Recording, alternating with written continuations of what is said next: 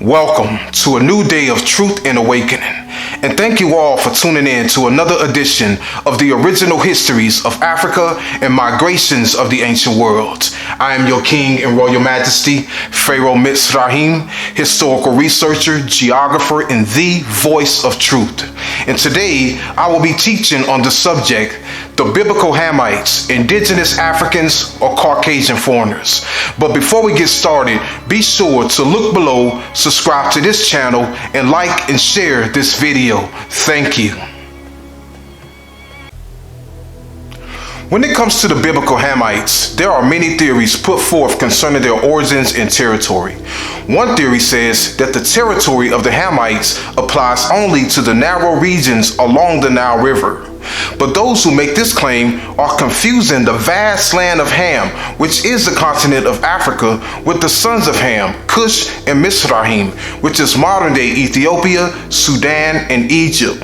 And it is these two alone, Cush and Mizraim, that the regions along the Nile River applies to, but not the land of Ham as a whole.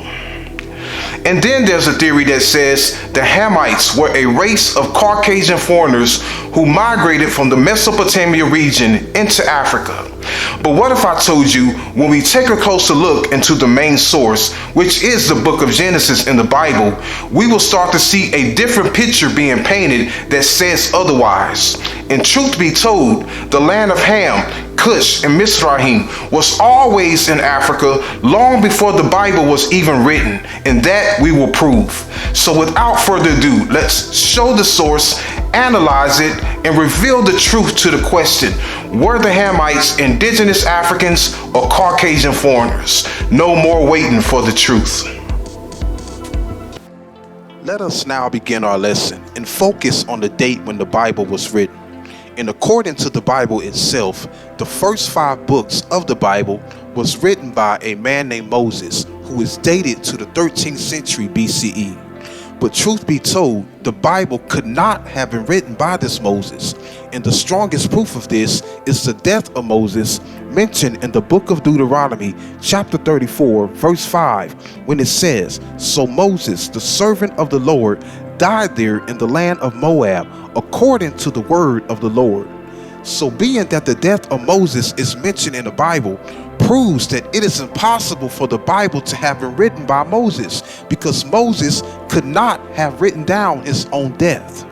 And the deaths are also mentioned for all the other kings of Israel who came after Moses, all the way up until the last king of Israel, Zedekiah, who lived during the time of Nebuchadnezzar, king of Babylon. And this is why the earliest date given for the creation of the Bible is the 6th century BCE.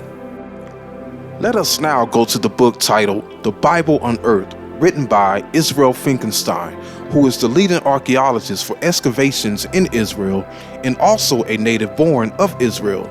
And in his book, The Bible Unearthed, page 36, it says in quote, "The critical textual scholars who had identified distinct sources underlying the text of Genesis insisted that the patriarchal narratives were put into writing at a relatively late date, at the time of the monarchy, 10th to 8th century BCE, or even later in exilic and post-exilic days, 5th to 6th century BCE.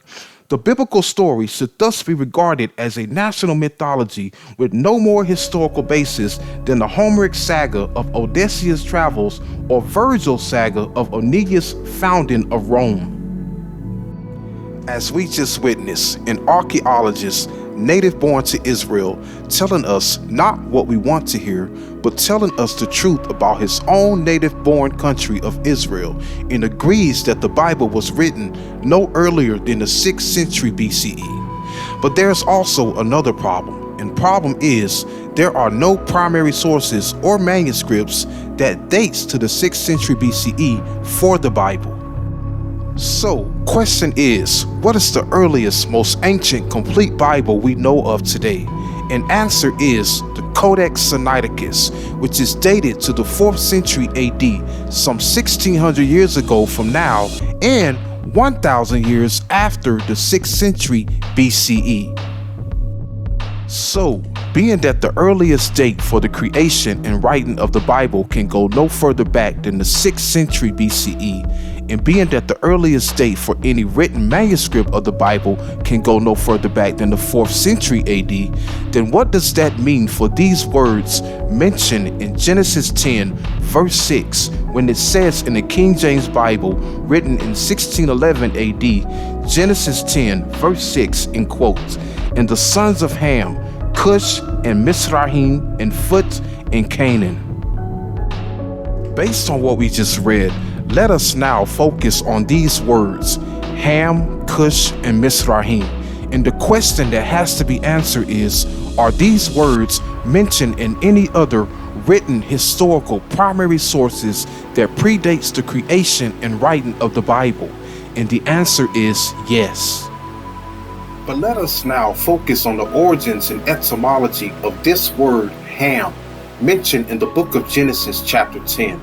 And according to the Strong's Concordance 2526, this word Ham derives from the Hebrew word Kam, and Kam derives from the ancient Egyptian word Kem or Kemet, which means black and black land. And this now leads us to one of our earliest sources to ever mention the word Kemet. And this source is known as the Hammamet inscriptions, dated to the year 1996 BCE, some 4,000 years ago, during the reign of Pharaoh Mentuhotep IV, who lived during the 11th dynasty of Egypt. And here in the Ancient Records of Egypt, Volume 1, page 216, it says in quotes, "Those who were in Tameri heard it. The people who were in Kemet, south and northland, bowed their heads to the ground." So there you have it. As we just witnessed, this word Kem or Kemet, which the biblical word Kam and Ham derives from, is found mentioned in an ancient primary source inscription that predates the Bible by 1400 years, proving that this word Kem, Kam, and Ham was known in the ancient world long before the Bible even existed. But let us continue. Let us now turn our focus to the word Cush as we go to an ancient Egyptian inscription dated to the 20th century BCE, some 4,000 years ago, and it is translated here in the Ancient Records of Egypt, Volume 1, translated by James H. Breasted, Inscription of Amenemhet, page 251, 12th Dynasty, 1928 BCE, and it says in quote, "I passed Cush, sailing southward. I advanced the boundary of the land. Then His Majesty returned in safety, having overthrown his enemies in Cush." Once again, as we just witnessed, the biblical word Cush is found mentioned in an ancient historical primary source inscription that predates the Bible by 1,300 years, proving that Cush existed long before the Bible. But let's move on. We will now focus on the biblical word Mizraim or Misri as we go to an ancient historical inscription written on clay tablets dated to the 14th century BCE, and is known today as the Amarna letters, discovered in Amarna, Egypt. And according to the Amarna letter EA 19, Love and Gold, reign of Pharaoh Akhenaten, 18th dynasty of Egypt, 1386 BCE, it says in quotes, "Say to Nimurea, great king, king of Misri, Egypt, my brother, my son-in-law, who loves me and whom I love, message of Tushratta, great king, your father-in-law, who loves you, the king of Mitanni, your brother." Again, the word Mizraim or Misri, translated as Egypt, is found mentioned in an ancient historical primary source that predates the Bible by 800 years, proving that Mizraim existed long before the Bible even came into being. But let's move on. Now that we have already shown and proved that the words Ham, Cush, and Mizraim were known in the ancient world long before the Bible even came into existence. We will now analyze and examine what the Bible itself has to say about Ham and the sons of Ham, Cush, Mizraim, Phut, and Canaan. Before we get into the Bible, I must state for time's sake that the flood story mentioned in the book of Genesis is pure myth and cannot be taken literally, because man living to be 950 years old cannot be taken literally. And being that the flood story cannot be taken literally, we will start with the events that took place after the flood story and answer the question, were the Hamites indigenous Africans or Caucasian foreigners? Let us now open up our Bible as we go to the book of Genesis chapter 8 verse 4, the King James Bible, and it says in quote, "And the ark rested in the 7th month, on the 17th day of the month, up on the mountains of Ararat." As we continue, the book of Genesis chapter 9, verse 18 through 19, the King James Bible says in quote, "And the sons of Noah that went forth of the ark were Shem and Ham and Japheth. And Ham is the father of Canaan. These are the 3 sons of Noah, and of them was the whole earth overspread." Now, according to what we just read in the book of Genesis chapter 8 verse 4, the ark of Noah landed on the mountain of Ararat. And question is, where was the mountain of Ararat geographically located? And answer is, it is located in the extreme east of modern day Turkey. And as we can see on the map here, the mountain of Ararat is also north of the Tigris and Euphrates River in what is known as the Mesopotamia region. And this region was also the territory of the descendants of Japheth, near the kingdom of Ashkenaz, the grandson of Japheth. So the question has to be asked, why would the descendants of Japheth overspread the earth when their territory was where the ark landed in the first place?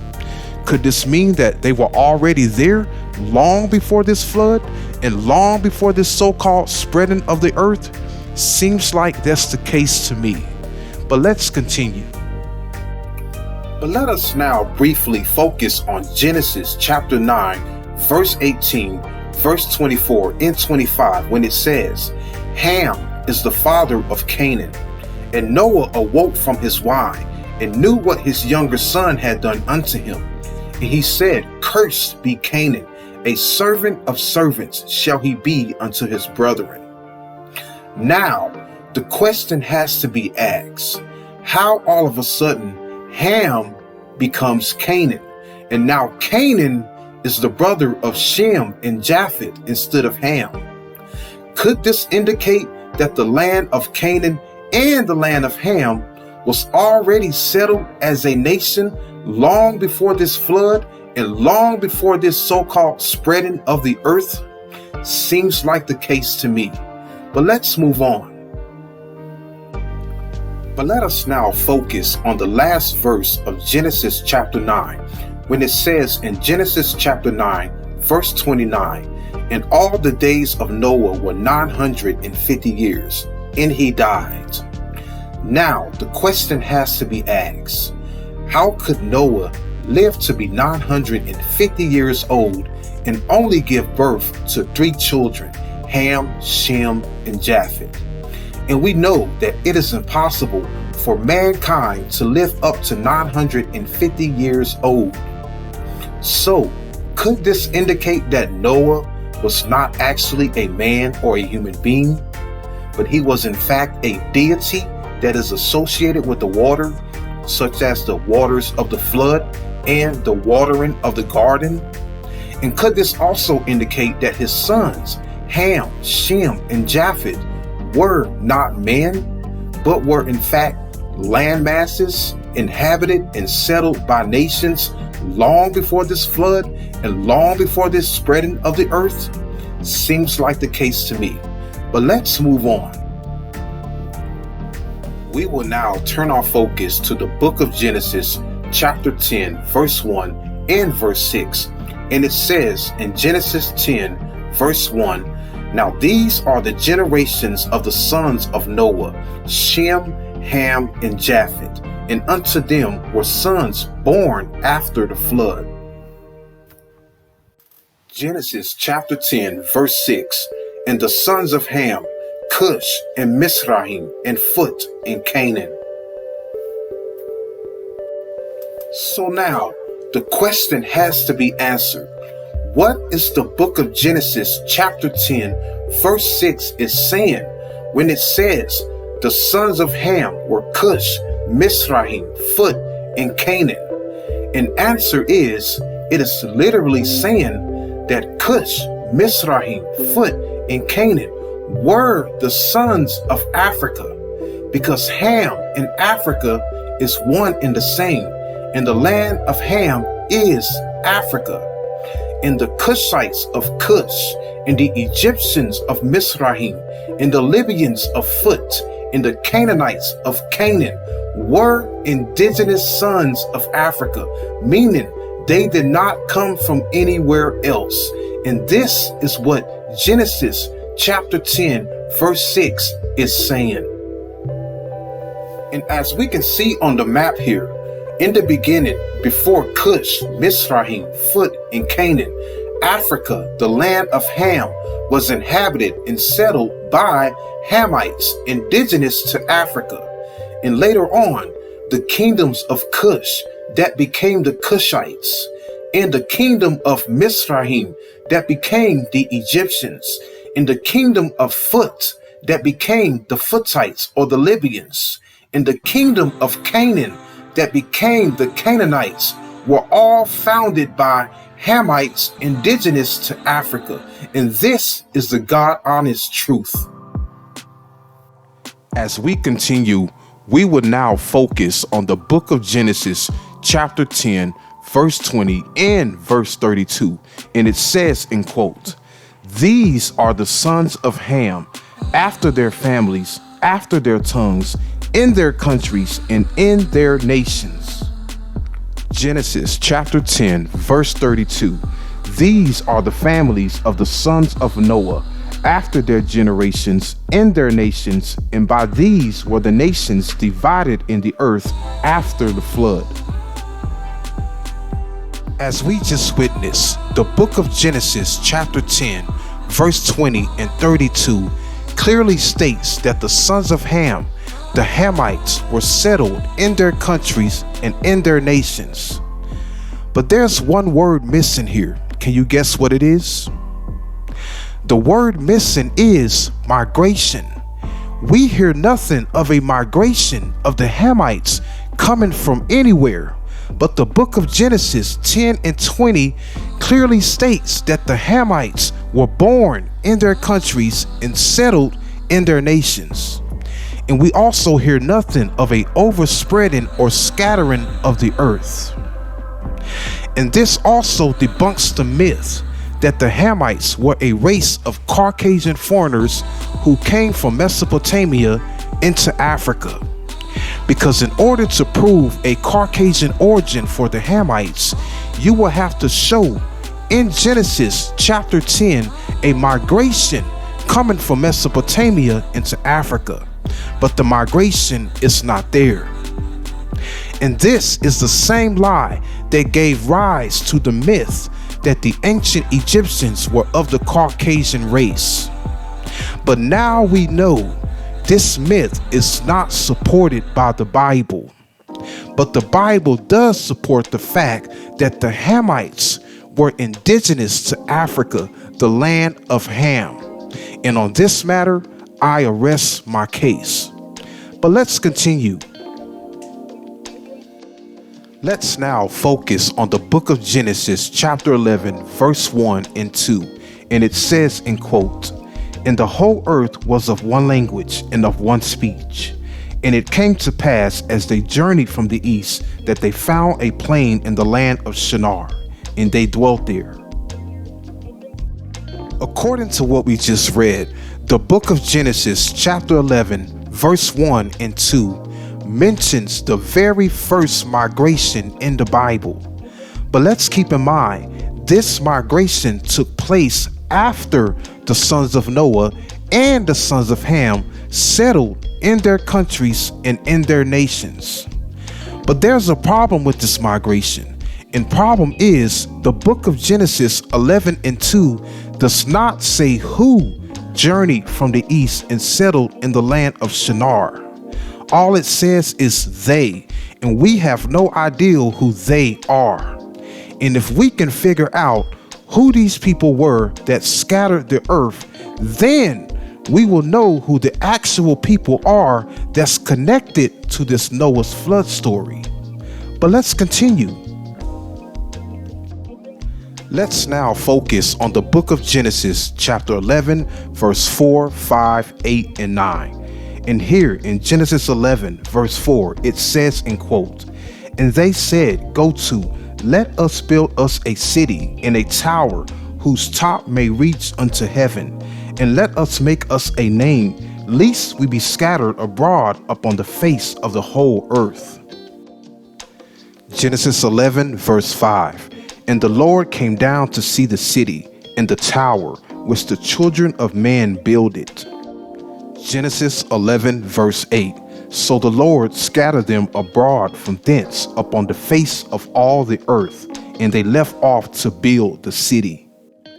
Genesis 11, verse 9, "Therefore is the name of it called Babel, because the Lord did there confound the language of all the earth. And from thence did the Lord scatter them abroad upon the face of all the earth." Based on what we just read, the book of Genesis chapter 11 verse 4 through 9 states that the city of Babel was built by these unknown people from the east. But when we go back to the book of Genesis chapter 10 verse 8 through 10, we find out that the city of Babel was already built by Nimrod, the descendant of Cush, before the arrival of these unknown people from the east. And according to Genesis 11 and 9, in the city of Babel, the Lord confounded the language of all the earth, and from thence did the Lord scatter them abroad upon the face of all the earth.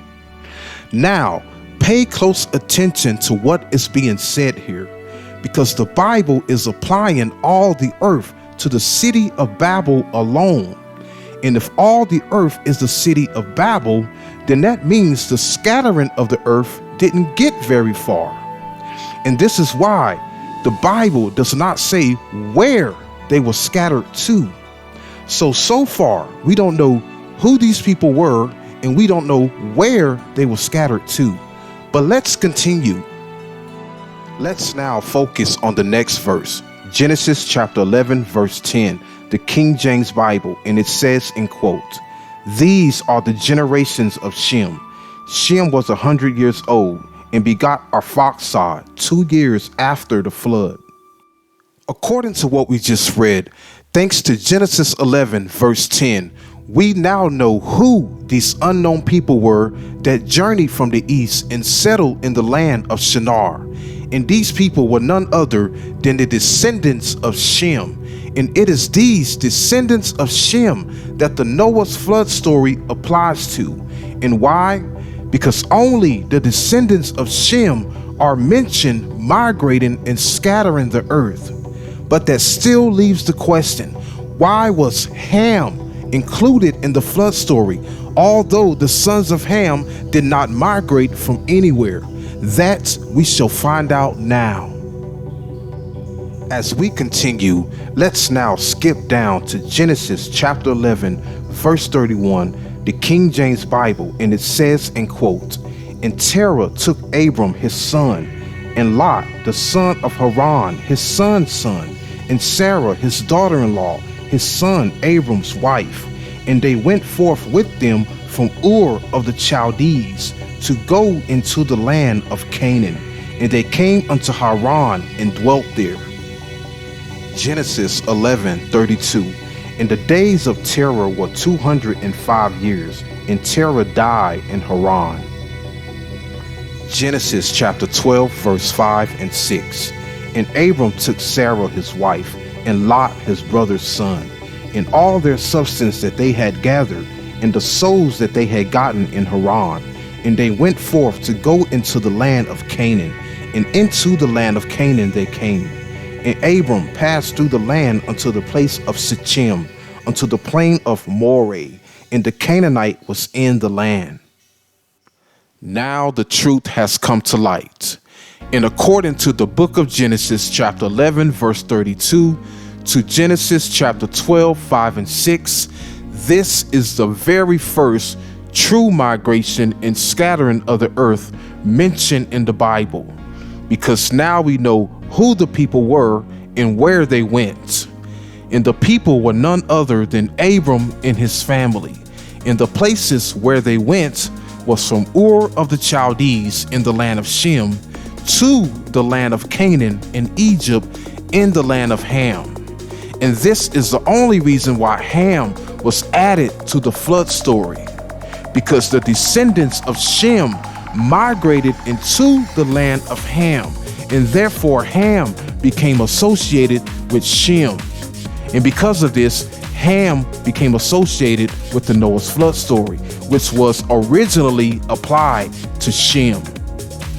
And now we know that there was never a man named Ham or Shem that migrated or scattered the earth, but that man all along was Abram and his family, the descendants of Shem who migrated into the land of Ham. And this is the truth revealed to us according to the Bible.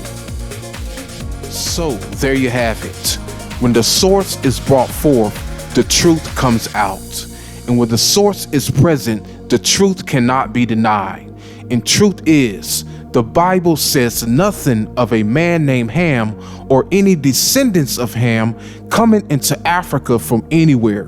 But the Bible only mentions a man named Abram, a descendant of Shem, who migrated from the land of Shem in Asia into the land of Ham in Africa, and even had his name changed to Abraham after the land of Ham.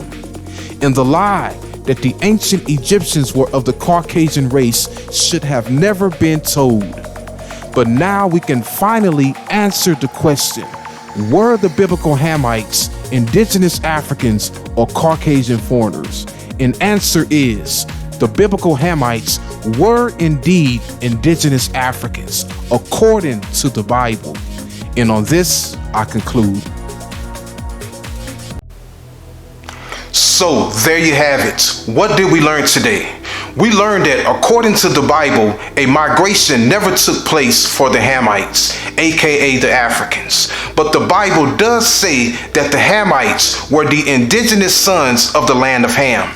And the land of Ham is Africa only. And we also learned that the only migration that took place was the migration of the descendants of Shem who came into the land of Ham during the time of Abraham and Jacob. And it is this reason only that Ham was added to this Noah's flood story. And most importantly, we learned that the land of Ham, Cush, and Mizraim was always in Africa long before this flood myth was even created. And with that said, I say no more. The source has been shown, the ancients have spoken, and the truth has been revealed. I arrest my case. This is your brother Pharaoh Mizraim signing out, saying until next time, Egypt stays in Africa. Peace, Ma'at, Amen, Hotep, and may you all have a wonderful day.